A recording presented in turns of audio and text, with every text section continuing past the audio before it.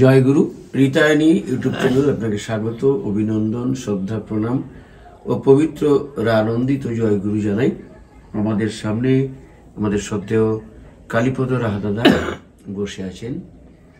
গর্বের বিষয় আমাদের যে শতবর্ষের সূর্যোদয় সূর্যাস্ত যিনি দেখেছেন তিনি আমাদের সামনে বসেছেন, যে আমাদের গর্বের বিষয়। এবং তার যে শতবর্ষের অভিজ্ঞতা, ঠাকুরকে নিয়ে চলা, সৎসঙ্গের বা ঠাকুরের যে নীতিবিধি, সেই নিয়েই আমাদের সাথে আলোচনা করেন এবং কি করে আমরা ঠাকুরের প্রতি আরও আসক্ত হতে পারি, ঠাকুরকে নিয়ে চলতে পারি, প্রবৃত্তির বেড়াজাল ছেড়ে ঈশ্বর প্রেমে, পরমপিতার প্রেমে আবদ্ধ হতে পারি, তাই তিনি নিয়েই আলোচনা করেন। তো আমি রাহাদাকে অনুরোধ করব যে যেহেতু আজকে 24শে ডিসেম্বর, না 23শে ডিসেম্বর, সরি আজকে 23শে ডিসেম্বর, তো সামনেই 25শে ডিসেম্বর, আমি আসতে পারবো কিনা জানি না। তো আপনি ওনার যা আলোচনা করার করবেন, শেষে একটু টাচ করে যাবেন যেন ওই জেসাস ক্রাইস্ট ওই বিষয়টা। তো এটা অনুরোধ থাকলো যদি সম্ভব হয়।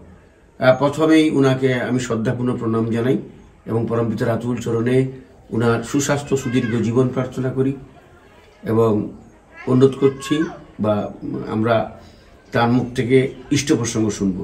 জয় গুরু রাহাদা। জয় পরমপিতার আতুল চরণে আমার কোটি কোটি প্রণাম। আমি প্রণাম জানাই এবং তার একান্ত প্রার্থনা জানাই আপনারা সবাই সুখ শান্তি স্বস্তির অধিকারী থাকুন। আর নানা কারণে এবারে আমার নিজের হয়তো খানিকটা নিজের একটু গাফিলতির জন্য হোক, যে কোনো কারণে শরীরটা পরে একটু অত্যাচার হয়েছিল, যার জন্য ঠান্ডা ঠান্ডা লেগে শরীরটা এখনও খুব আছে। তবে আমি অত খুব করি না, তবুও শরীর তো সেটা থেকে কায়দা করি। মাঝে মাঝে কাশি হচ্ছে, হচ্ছে, একটু কেয়ারফুলি থাকলে হয়তো হতো না। যাই হোক, তাছাড়া শরীর তো এখন বয়স হয়ে গেছে, রেজিস্ট করার ক্ষমতাও কমে গেছে, এটা বুঝি। অন্যান্য বছর এরকম সময় আমি অল্প জামা কাপড় পরে রাস্তা রাস্তা ঘোরাঘুরি করেছি। এবার ঠিক ভাবছিলাম এরকম করতে গিয়ে হঠাৎ ঠান্ডাটা লেগে ব্যাস আমার শরীরকে খানিক কাম করে যায়। ও ঠিক আছে, পরমপিতার ইচ্ছা, ও ঠিক হয়ে যাবে। আপনারা সবাই সাবধান থাকবেন, ঠান্ডা ঠান্ডা তো একটু ঠান্ডা গরম ওয়েদার মানে আগের মতো নেই। যে ধরুন আমরা যেমন আজ থেকে আমাদের প্রথম দিকে যেবার শীতের যে একটা ইয়ে ছিল, একটা শীত আসতে আস্তে আস্তে বাড়লো, বাইরে কমতে চলে গেল, একটা সরিয়ে যায়। কিন্তু এখন কখনো শীত, কখনো গরম, কখনো এটা অদ্ভুত ধরনের মানে ক্লাইমেটটা চেঞ্জ হয়ে গেছে। এটা পৃথিবীর ব্যাপী, আমাদের ওর বলছে কি উষ্ণায়ন টান কি জানি নানা কারণে, সুতরাং একটু সাবধান থাকতেই হবে আমাদের। যাই হোক, আজকে মাঝখানে কিছুটা গ্যাপ ছিল, আবার দু একদিন উনি আসছেন, আবার কাজ করে চলে যাবেন। যে কদিন থাকি ইষ্ট প্রসঙ্গে থাকতে খুব ভালো লাগে। সেই যে তাও তো আমাদের কালকে ধরুন ইভ ডে, বড়দিনের, যীশু খ্রিস্টের জন্মের আগের দিনে ইভ ডে বলে, তারপর দিন ঠাকুর বলে। সেইতে তা আমাদের সাধারণত আজকে 23 তারিখ, কালকে 25 তারিখে একটা, তো 25 তারিখে মানে 24 তারিখে ধরুন কালকে ওই দিনে ওদের ইভ ডে বলে, এটা বেরোবে কিন্তু কালকে। যাই হোক, তা এই যে ক্রিসমাস যে হয়, ধরুন ভগবান শ্রীকৃষ্ণ আসলেন, ভগবান রামচন্দ্র আসলেন, বুদ্ধ আসলেন, মোহাম্মদ সব একটু পরে আসছে, তার আগে যীশু খ্রিস্ট এসছেন। এরা মোহাম্মদ যীশু এরা আসছেন, এরা এশিয়ার পশ্চিম দিকটা। আচ্ছা। আর তারা ছিল সব ভারতবর্ষের ভিতর, তাই না? তা এশিয়ার পশ্চিম দিক হলেও আমরা আমাদের এশিয়ার মধ্যে ছিল, যে জেরুজালেম যেখানটা আর কি এখন কি বলে ওটারে, জেরুজালেমের পাশে গাজা ভূখণ্ড, ইসরায়েল। না, রাজা ভবন এই যেটা, এটা কি বলছেন এই যে প্যালেস্টাইন, যেটা প্যালেস্টাইন, ওটা প্যালেস্টাইন হয়ে গেছে, ইসরায়েল প্যালেস্টাইন, ওইটা জেরুজালেম ওইখানে ছিল, ওর মধ্যে প্যালেস্টাইন হয়ে গেছে। আমার তো কথা বলতে বলতে সব ভুলে যাই এতে। তো ওইখানে ভগবান যিশুর জন্ম হলো। সে আর ওই অঞ্চলের লোক তখন মানে নানা কারণে মানে ধর্মের বিকৃতি, নানা রকমের অত্যাচার ও বিচার চলতে আরম্ভ করলো। তখন ওখানকার যারা রাজা মানে ছিল, তারাও অত্যাচারী, মানে ছিল না ঠিক মতন, শাসন হতো না, তারা নিজেরাই ছিল তারা অত্যাচারী বা বেবি চলুন। তো এহেন অবস্থায় তাকে আসতে হলো এবং ওই জায়গায় আসলেন। এবার আসলেন কী করি আমরা অদ্ভুত তখন সেইতে উনি একটা ওই সুতোরের ঘরে, উনি সুতোর রাজমিস্ত্রি কাজ করে, রাজমিস্ত্রি না কি বলে, কাঠের মিস্ত্রি কাজ করে, তাকে সুতোর বলে। তো সেই বংশে উনি জন্ম নিলেন। তার জন্ম নিলেন, ওনার জন্মটা কী করে হলো, সেইতে ভগবান যিশুর ও ওনার বাবা হচ্ছে জোসেফ, মা মেরি। হ্যাঁ, তা ওরা ওই জোসেফ কাঠের কাজ টাজ করতেন ইয়ে করে, আর মেরি সে ওই ইয়েতে বসে ই করতেন আর কি, কী বলেন, সাধনা করতেন। যাই হোক ধর্মপ্রাণ। এবং ভগবান দেখলেন যে ওই মেরির গর্বে জোসেফের ইয়ে, তো জোসেফ কাজ করতো, ওখানে আসতো, যাতায়াত করতে করতে অবশ্য অরিয়া বলে যে অজনী সম্ভবা, কিন্তু কথা না, কথা হচ্ছে জোসেফের ঔরসে মেরির ইয়েতে জন্ম, এটাই ঠিক। কিন্তু এই নিয়ে অনেক রকম গন্ডগোল হয়, আমি সেদিকে যাচ্ছি না। এনিহাও মেরি গর্ভে জন্ম হলো, কিন্তু যখন জন্ম নেয় শীতকাল, আর তখন ওই দিকে পশ্চিম দিকে এই ঝঞ্ঝাট, এখন জানেন খুব ঝড় বৃষ্টি হয়তো হয়, তা আসবে যখন, ঠিক সেই সময় কিছু মানে পণ্ডিত লোক যারা এই দেশে ছিল এই দিকে, তারা দেখতে হলো আকাশে একটা তারা উঠছে এবং ফোরটেল হলো, সে আকাশ থেকে দৈবাণী হলো যে ওই যে তারাটা যেখানে, সেইখানে ভগবানের জন্ম নেবে, সেই পৃথিবীকে পাপ থেকে কলুষমুক্ত করবে, তিনি আসবেন। তা কোথায় দেখবে কেউ জানি। তখন রাজা দেখলো মানে অনেকটা কংসের মতো, হ্যাঁ ঠিক এরকম রাজা, সে দেখছে এখানে গর্ভজাত সন্তান, তাহলে তো সেই আবার ওকে ধ্বংস করে দেবে, আমাদের এসে পাপের পরিবার করে এখানে যা আছে সব ধ্বংস করে দেবে। তখন তারা ওই করতে খুঁজতে লাগলো যে গর্ভজাত কে আছে। তখন মেরি আর জোসেফ ওরা বুঝতে পারলো যে ওদের গর্ভে সন্তান এসছে। ওরা তো জানে না যে ভগবান আসছে না, তবু সাত্ত্বিক ভাব নিয়ে চলছে। আস্তে আস্তে ওরা পাহাড় থেকে নেমে এসে চলে আসলো এখানে। কোথায়? সেই যেগুলো একার পেটে বাচ্চা এসে গেছে, সেই সময় একটা আস্থা বলে, এক বাড়ির একটা আস্থা বলে মানে গোড়া টোড়া যেখানে গোয়ালঘর, সেই গোয়ালঘরের ভিতর রাত্রি কাটালো এবং সেই রাত্রে সেখানে তার জন্ম হলো। বুঝলেন, ভগবানের জন্ম হলো কোথায়? শীতের মধ্যে কোকো করছে, সেই ইসের মধ্যে, আস্তাবলের মধ্যে, তারে কোথায় বাঁচবে কী করবে সেটাকে নিয়ে আবার ওদের খোঁজ করছে কোথায় বাচ্চা হয়েছে, তাকে নিয়ে আবার আরেক জায়গায় যাচ্ছে, তার আগে অনেকটা শ্রীকৃষ্ণের মতো। তারও জন্ম হলো কোথায় দেখেন, সেই ইসের জন্ম হলো কৃষ্ণের মধ্যে, ওই জেলখানার মধ্যে, তাই না? ভগবান শ্রীকৃষ্ণের মহাপুরুষের যে কার কোথায় কীভাবে জন্ম হবে, কোথায় ঠাকুরের জন্ম হলো কোথায়, একটা ওই ঘরের মধ্যে, কি বলে ওই আতুর ঘরে, ঘিরে টিরে দিয়ে রাখে সেখানে, মানে খুব না রাজস্বিকভাবে জন্ম হলো তা না। তবে রামচন্দ্র নন্দেরও ওরা রাজার ঘরে জন্মেছে, রাজার হালে ছেলে।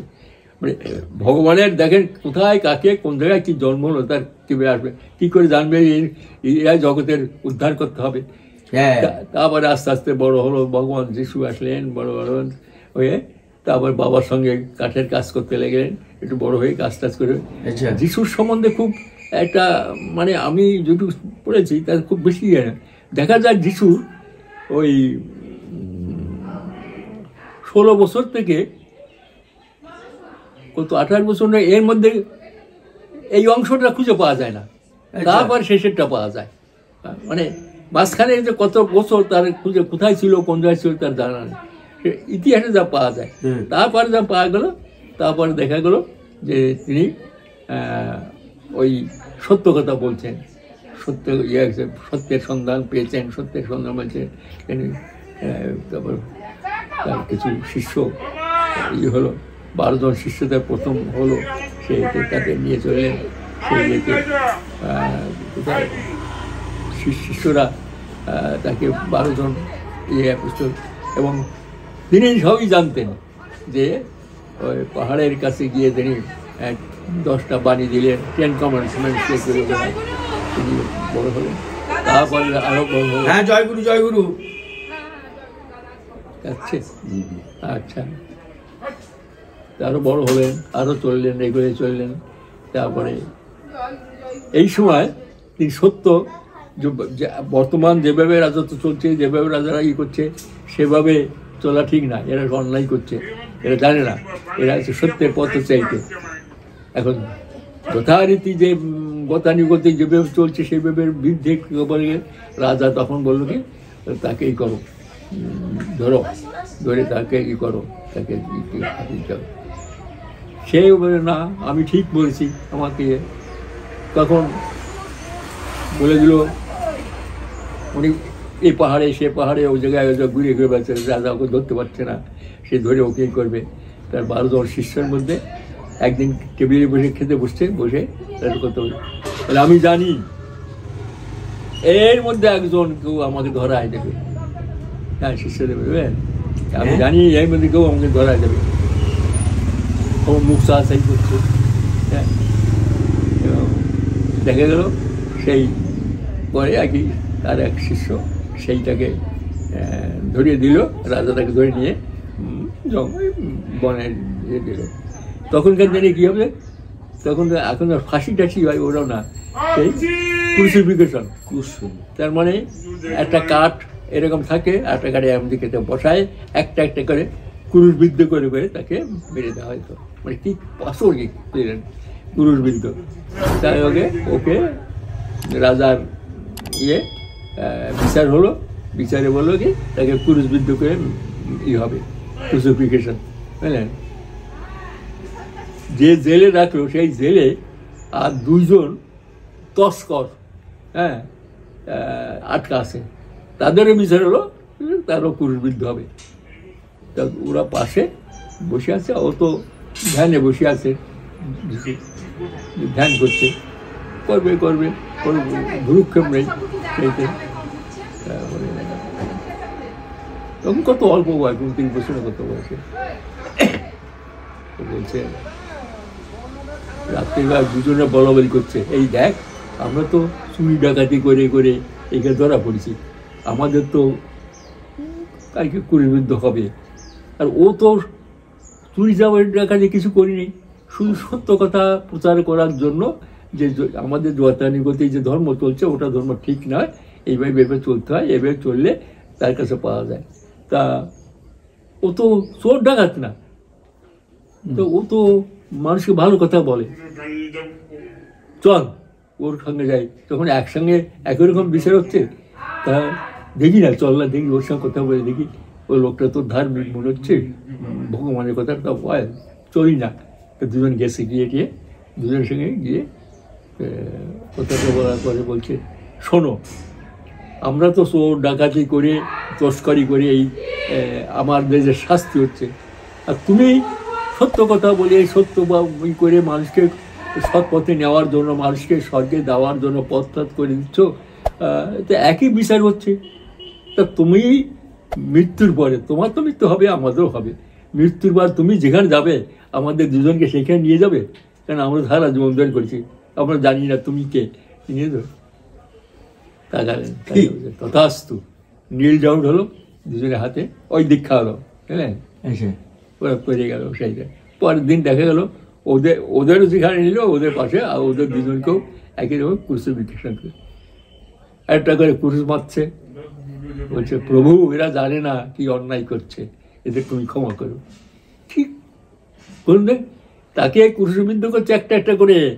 আর সেই সময় তিনি ঠাকুরের কাছে, ভগবানের কাছে প্রার্থনা করছেন, ভগবান এরা জানে না কি অন্যায় কাজ করছে, ভুল করছে, এদের তুমি ক্ষমা করো, এটা তো জানে না, তুমি ক্ষমা করো।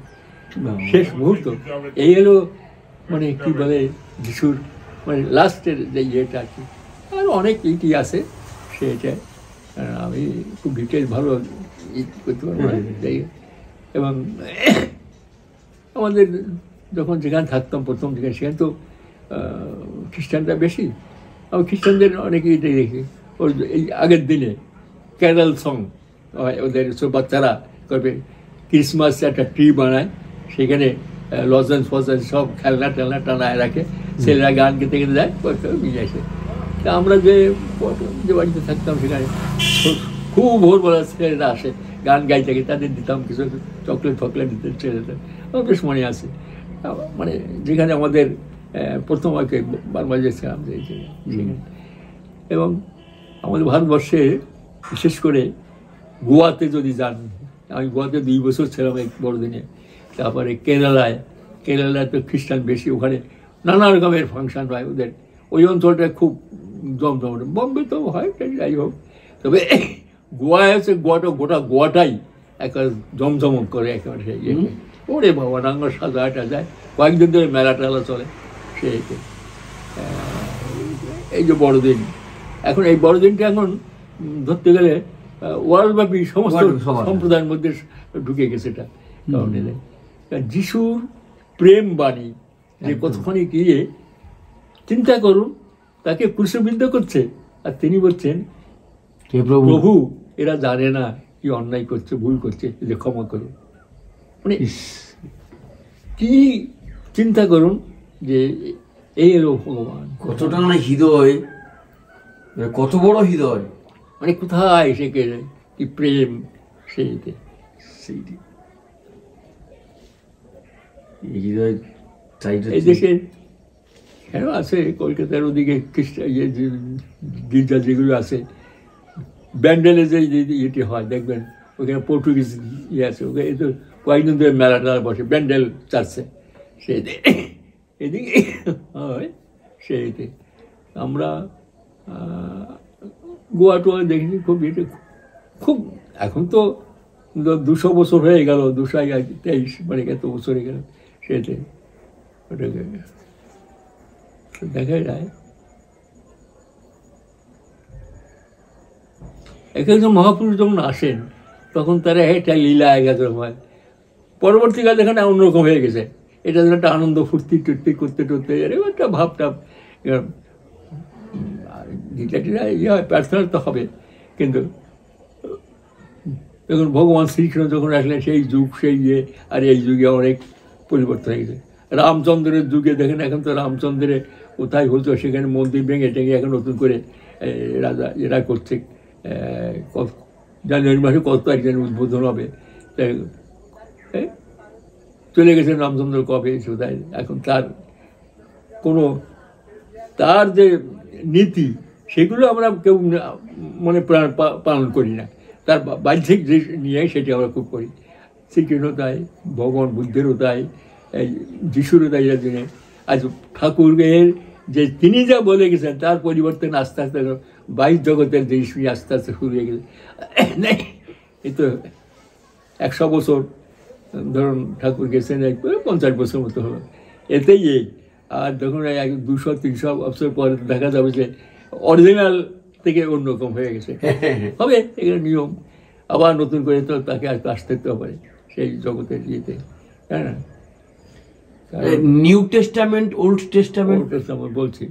নিউ টেস্টামেন্ট মানে যিশুকে ধর্মগ্রন্থ ওদের ইয়ে আর কি, বাইবেলের 2টো সংস্করণ আছে।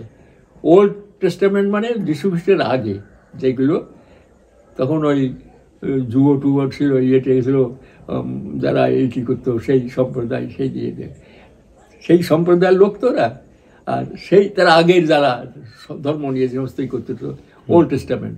আর নিউ টেস্টামেন্ট হচ্ছে যিশুর পরবর্তীকালে নিউ টেস্টামেন্ট। বাইবেলটা 2 খণ্ড, এক খণ্ড হচ্ছে বাইবেল যিশুর আগে ধর্ম প্রচার হতো, সেমেটিক যেটাকে বলতো ওরা সেই ইয়েতে, ইহুদি সম্প্রদায় যেটা যেটা ইহুদি না, এখন যার ইহুদিরা, ওরা হচ্ছে ওই ওল্ড টেস্টামেন্টের ইহুদি। আর ওই ইহুদি বংশের তারা এত অত্যাচার করতো, এত কিছু করতো, তার মধ্যে জন্ম তাদের ওইটাকে পরিবর্তন করার জন্য ভগবান যিশুর জন্ম আর কি, বুঝলেন না?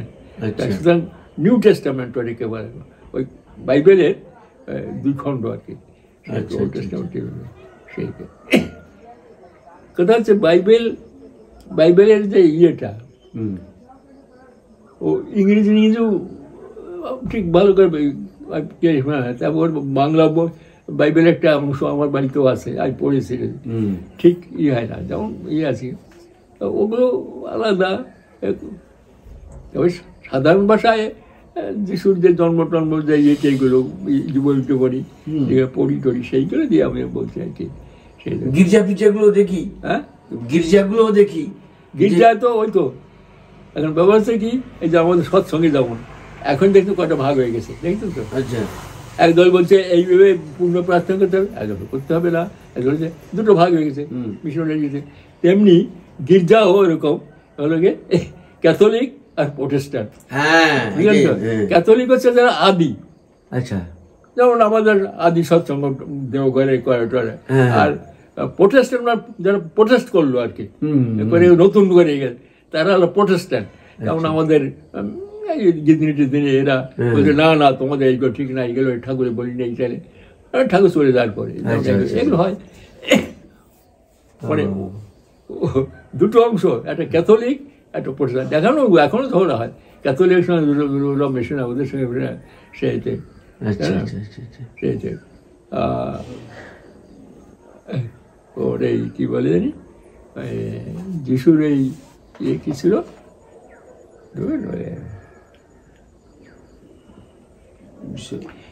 যিশুকে যখন করছে ক্রুসিফাই করছে, সব শিষ্যরা পালায় চলে গেল, কিন্তু মেরি ম্যাগডোনাল্ড সে পালালো না, সে তাকে একা মনে পায়।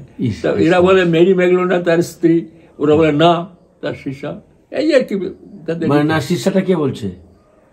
ওই যারা প্রোটেস্ট্যান্ট, তারা প্রোটেস্ট করছে, আর ওরা বলছে এইরকম আর কি, এক একটা সম্প্রদায় এরকম আছে, ওদের সঙ্গে খুব মেশে না।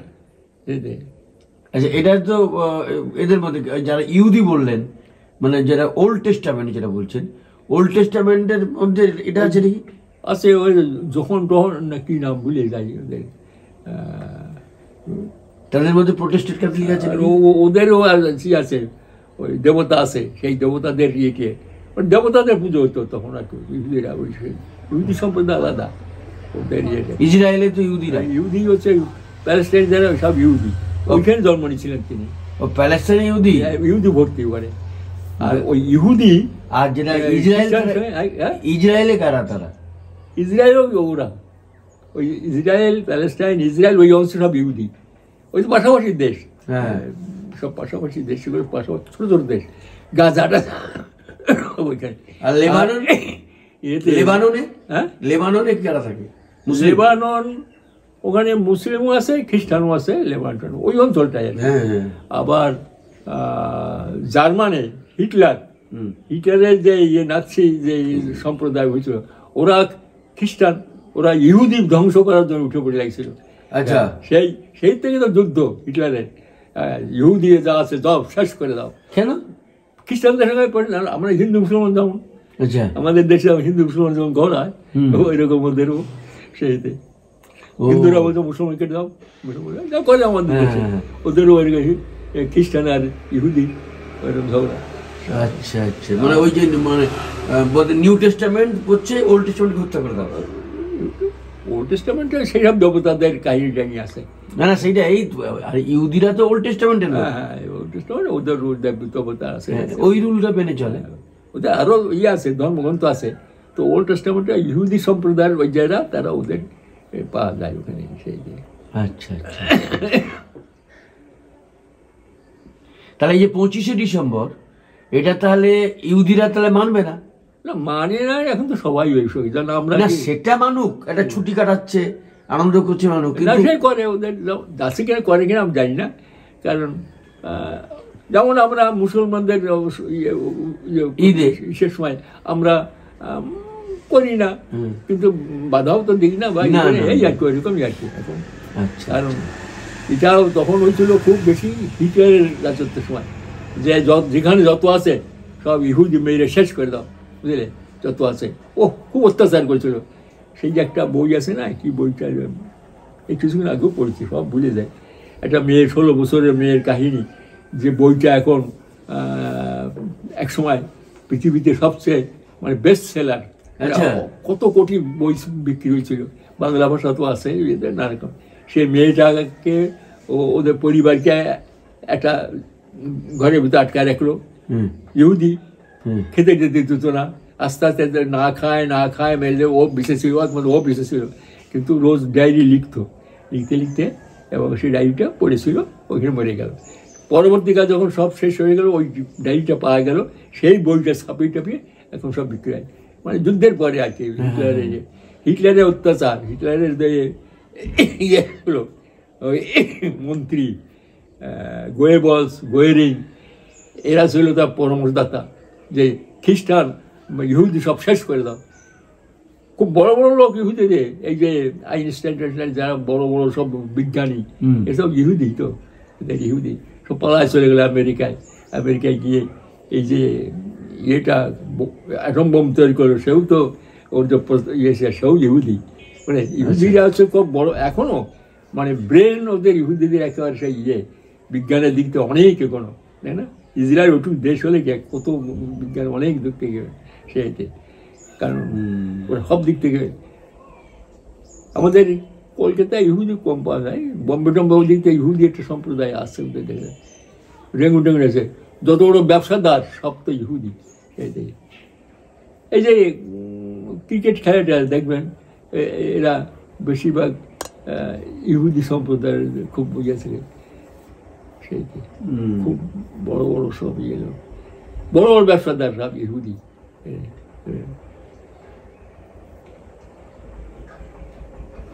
আমরা হিটলারের একটা এই জন্য ছিল যে আমাদের প্রভু যিশুকে যেহেতু ইহুদিরা মেরেছে, এটা আমি ইহুদি নিকেশ করে দেবো, ওটা ফ্যানাটিক। কারণ যেমন আমাদের হিন্দুরা এই বর্তমান কি বলবো যে সরকার, এরাই মুসলমান শেষ করে দাও, দরকার নেই, আমরা হিন্দু রাজত্ব করতে হবে না, মানে এই যেমন শুরু করে দিচ্ছে।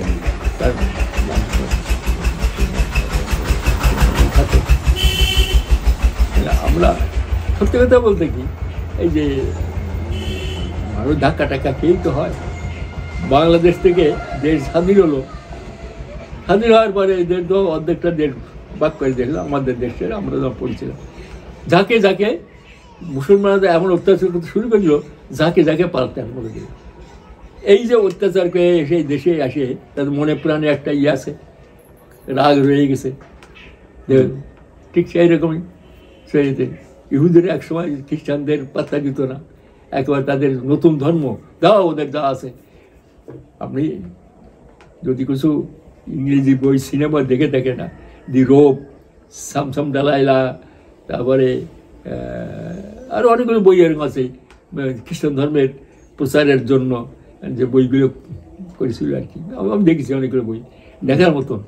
সেই যাকে যাকে গ্রামকে গ্রাম ওই ইহুদিরা উড়াই দিচ্ছে, কি ভগবান যিশু আর কি, ভগবান কী করে কী করে হয়।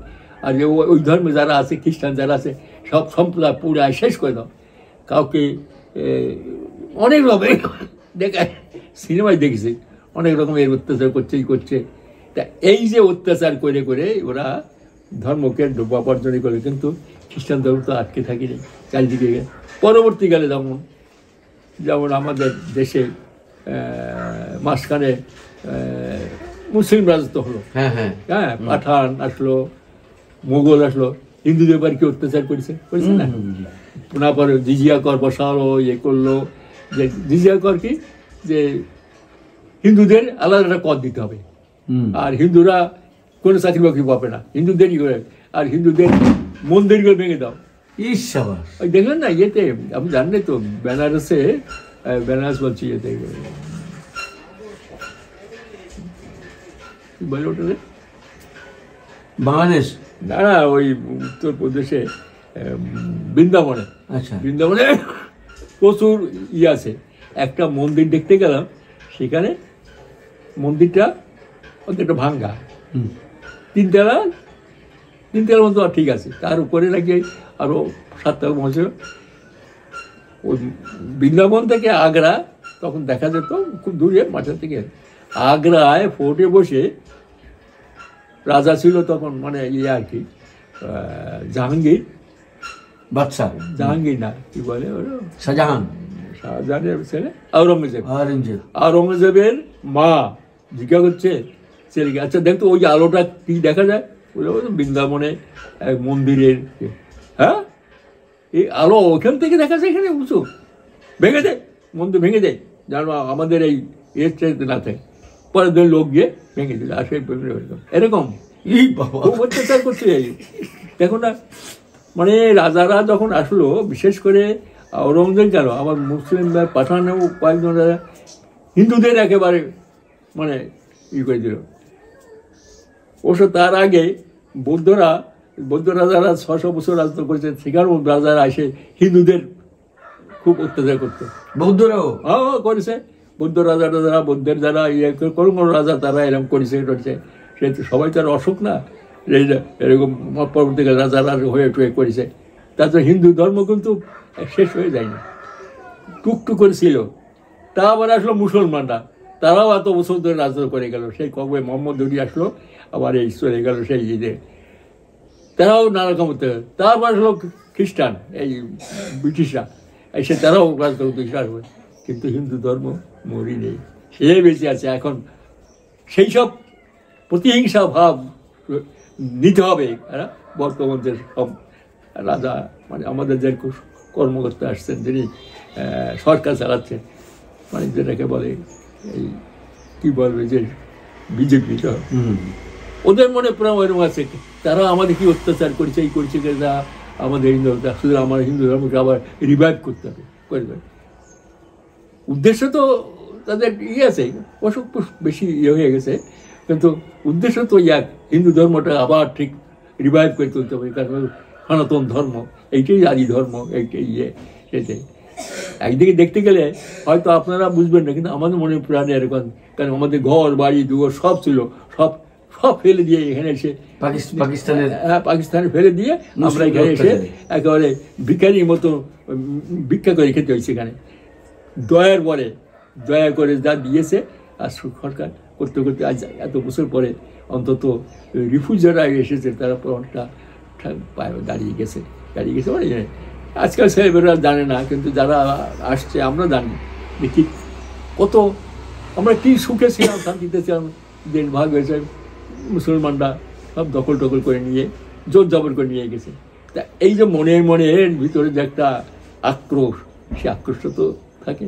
তেমনি ভগবান ইহুদিরা ছিল, খ্রিস্টানরা তার প্রতিহিংসার জন্য হয়তো হিটলারও এরকম আবার করেছিল, এরকম। যাই হোক, এটা ভুল হয়েছে বা সেটা বড় কথা আমি জানি না, কিন্তু এরকম অবস্থায় তেমনি আজকে এই যে রাম মন্দির করছে বা ইয়ে করছে, আমরা তো রাজনীতির ক্ষেত্রে খুব ই করছি না, কিন্তু মনে প্রাণ চিন্তা করতে হলে যারা অন্তত এই ভুক্তভোগী, তারা কিন্তু মনে প্রাণে এটাকে খুব নিতে পারছে না। ঠিক আছে, আমরা হিন্দু, কেন আমার হিন্দুত্ব থাকবে না, এইরকম ব্যাপার। ভুল হোক ভ্রান্ত আমি জানি না, সেটা হলো রাজনীতির ব্যাপার, কিন্তু মনে প্রাণে যে এটা থেকে যায়, প্রত্যেকে থেকে যায়। আমরা একসময় ঘর বাড়ি দুয়ার মানে কি না ছিল আমাদের, সত্যি তাই। আমরা তো সুখে শান্তি থাকতে পারতাম, আমাদের কিছুই কোনো অভাব অভিযোগ ছিল না, সব দিক থেকে আমরা ফ্লারিশ। হ্যাঁ, কিন্তু এই দেশে এসে আবার সেই কী বলে হাতে ভিক্ষাপাত্র নিয়ে ঘুরে বাড়তে হয়েছে। একটা ছেলেকে মেয়েকে খায় বাঁচাতে, তাদের বিয়ে থা দিতে হয়েছে, লেখাপড়া শিখাতে হয়েছে, এই করতে করতে করতে করতে অনেক কষ্ট করে আজকে তারা টিকে আছে বা দাঁড়িয়ে গেছে। এটাও একটা ইতিহাস, সব তার ইচ্ছা। তাহলে একটা কেন প্রশ্ন আছে, তাহলে এই যে পৃথিবীতে, আমাদের পৃথিবীতে আমি শুনেছি নাকি সর্বপ্রাচীন সর্ববৃহৎ ধর্ম সনাতন হিন্দু ধর্ম বলে শুনেছিলাম, এটা কি ঠিক? হ্যাঁ, তাই তো। কারণ সনাতন ধর্ম মানে কি, হিন্দুরা আসলো, হিন্দু হলো কি কাশ্মীর হ্রদের কাছে উরল নদী ওই জিনিসের দিকে কি বলে সাইবেরিয়া, রাশিয়ার ওইখানে কিছু মানে আদি লোকজন ওইখানে নাকি ছিল, ইতিহাসে যা পড়ে। আমি তো দেখি না। হ্যাঁ, এরা একটা এরিয়ান বলতো, আর্য বলতো। তা এরা যখন লোকজন বাড়তে লাগলো, কোথায় থাকবে, আস্তে আস্তে লোক বাড়া একটা নিচে নামতে লাগলো। নেমে একদল সোজা চলে আসলো নিচের দিকে, ইতিহাসের ম্যাপ যদি দেখেন, আর এক দল চলে গেলো পশ্চিম দিকে, ইউরোপের দিকে। এরা কিন্তু অরিজিনাল আর্য। আচ্ছা, এদের একই রকম ভাষা, একই রকম কথা, একই রকম চেহারা, লম্বা চড়া চেহারা। যেমন রাশিয়ান লোক টোকগুলো দেখা যায়, ওরা তো অরিজিনাল।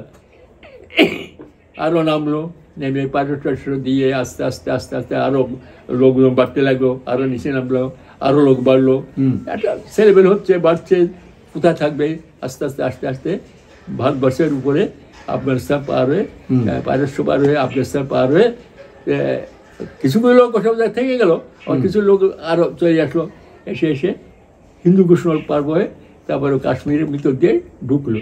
ঢুকে এসে দেখলো তারা একদল লোক, তারা কোথায় থাকবে, কোথায় থাকবে, এরা আর্য, কিন্তু অরিজিনাল আর্য, মানে কালক্রমে আর কি ওই সিন্ধু নদীর পারে ওখানে বসবাস করতে লাগলো। তা সিন্ধু নদীটাকে সিন্ধু উচ্চারণ হতো না, হিন্দু বলতো। হ্যাঁ, তা ওর বসবাসকারী যারা ছিল তাদের হিন্দু বলতো। ওরা বড় হয়ে নদী পার হয়ে এপারে আসলো, এদিকে আসে আস্তে আস্তে স্প্রেড করতে লাগলো, লোকজন বাড়লো, আরও বাড়লো, আস্তে আস্তে পাঞ্জাব, হিন্দু পাঞ্জাব, কাশ্মীর, তারপরে পাঞ্জাব এবারে সিন্ধু প্রদেশ, তারপরে এদিকে চলে আসলো, আরও এসে এদিকে উত্তরপ্রদেশ করতে করতে করতে করতে এইদিকে চলে আসলো। হ্যাঁ, এই একটা অংশ। এখন এর মধ্যে অরিজিনাল যে চেহারা তার অনেকেই কমে গেল, কারণ বংশ পরিবার এখানকার ক্লাইমেট অন্যরকম, গরম, ওটা ছিল খুব ঠান্ডা। হ্যাঁ, সেখানকার লোকজন সাদা ধবধবে খুব সুন্দর ছিল। এখানে একটু কিছুটা গরম লেগে কিছুটা জন্ম হলো, একটু তামাটে হলো, আস্তে আস্তে কমতে চলে গেলো। এই উচ্চটা আর্যবর্ত বলা হতো। এরা বড় হয়ে আরও লোকজন বেড়ে গেল। তখন দেখা যাচ্ছে দক্ষিণ দিকে একটা ভারতবর্ষের একটা অংশ আছে, দাক্ষিণাত্য বলতো। তার মাঝখানে একটা পর্বত ছিল, ওই বিন্ধ্য পর্বত।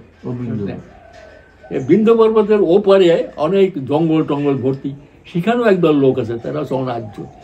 তারা মানে আমরা রাক্ষস বলি যেগুলোকে, অনার্য।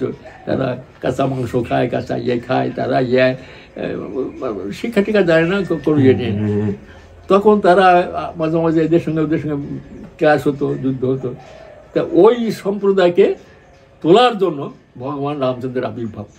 আচ্ছা, ভগবান রামচন্দ্র জন্ম হইল, তাকে 14 বছর বনবাস যেতে হলো। কোথায় গেলেন? গীতে ওই দক্ষিণ ভারতে চলে গেলেন, গোদাবরীর পারে। তখন ওইখানে দেখা গেল যে অনার্যদের সঙ্গে তার সখ্যত হলো। সেখানে সুগ্রীব, কি বলে, নাহল নেই, যাদের সঙ্গে নিয়ে গিয়ে নদীর সমুদ্রের ওপরে আটলা আছে, সেখানেও এবার তাদের রাক্ষস বলতো, রাবণ টাপন, সেই যুদ্ধ করে সেটা এরও কাহিনী। সেটা হচ্ছে উপলক্ষ। রামচন্দ্রের উদ্দেশ্য হচ্ছে দক্ষিণ ভারতকে আর্য মানে তাদের উন্নত করা। আচ্ছা, তার পদার্পণে আস্তে আস্তে এরা চলে গেল লঙ্কায়, কি বলে, সেখানে এক সম্প্রদায়, তারাও অনার্য। এই অনার্যকে আর্যে মানে খানিকটা করার জন্য রামচন্দ্রের আবির্ভাব।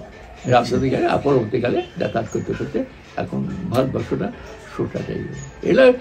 এক মহাপুরুষের কি তিনি আসলেন, তার মেইন হচ্ছে গিয়ে ভারতবর্ষটাকে অনার্যের থেকে আর্যে পরিণত করা এবং এইটা মানে ধর্ম ভাব জাগিয়ে তোলা, এইটাই ছিল গিয়ে।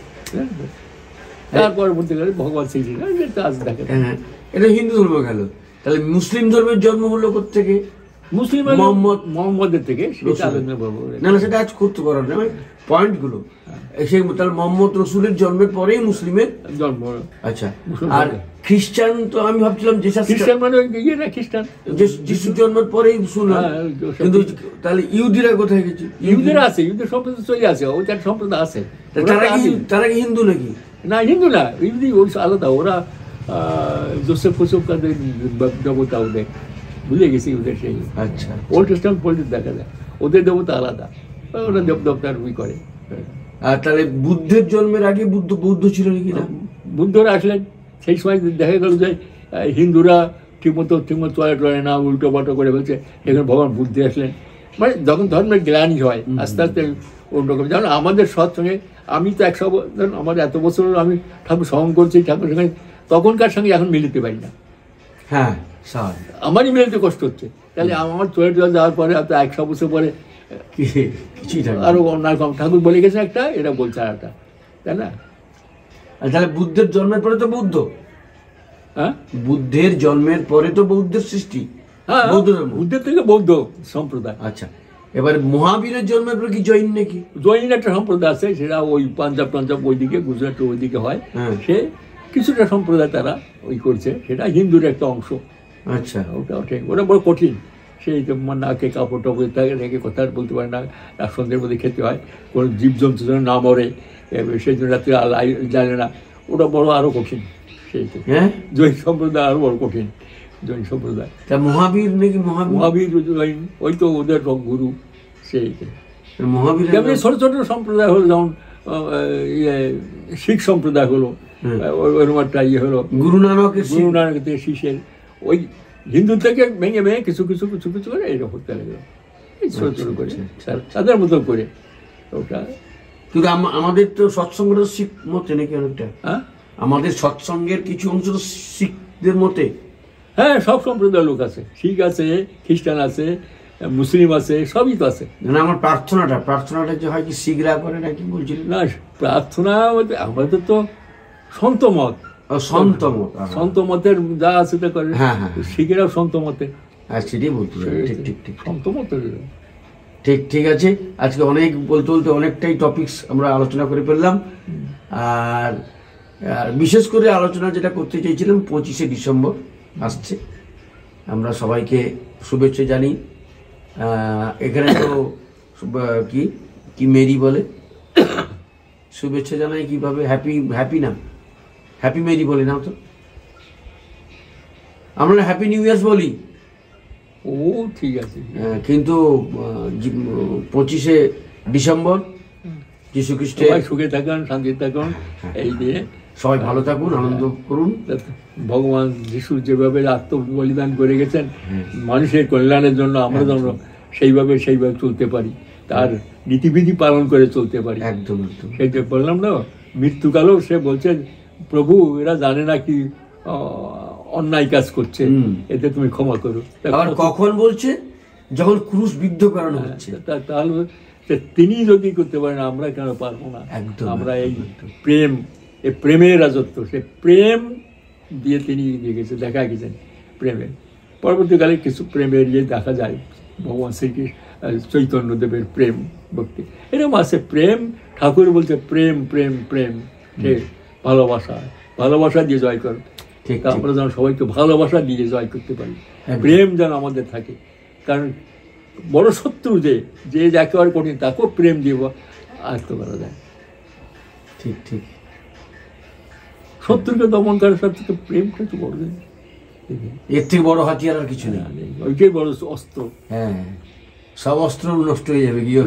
ভালোবাসা, পরম পিতার কাছে সবাই প্রার্থনা করি, সবাই সুখে থাকুন, শান্তিতে থাকুন। শুভ বড়দিন আসছে, এই দিনে সবাই প্রেমের রাজত্ব যেন, কারাকাটি, মারামারি, হানাহানি, হিংসা যেন আমরা ভুলে যাই। কেন কোনো অন্যায়কে প্রশ্রয় দেবো না, কিন্তু তাই বলে হিংসার দিকে আমরা যাবো না, প্রেম দিয়ে ভালোবাসা দিয়ে সব জয় করবো। জয় গুরু। জয় গুরু। আপনাকে শ্রদ্ধা এবং প্রণাম, এবং পরমপিতার আতুল চরণে আপনার সুস্বাস্থ্য সুদীর্ঘ জীবন প্রার্থনা করি। ভালো থাকুন, সুস্থ থাকুন। যারা এতক্ষণ শুনলেন, প্রত্যেকেই পরিবারের মঙ্গল হোক, সুখে থাকুন, এই প্রার্থনা করি পরমপিতার আতুল চরণে। আর ঠাকুরের মানুষ হয়ে উঠুন। আর রাহাদার আলোচনা ভালো লাগলে লাইক করবেন, শেয়ার করবেন, অবশ্যই যারা সাবস্ক্রাইব করেননি করবেন। ভালো থাকবেন। আজ এই পর্যন্ত, আবার আগামী পর্বে দেখা হবে। জয় গুরু। বন্দে পুরুষোত্তম।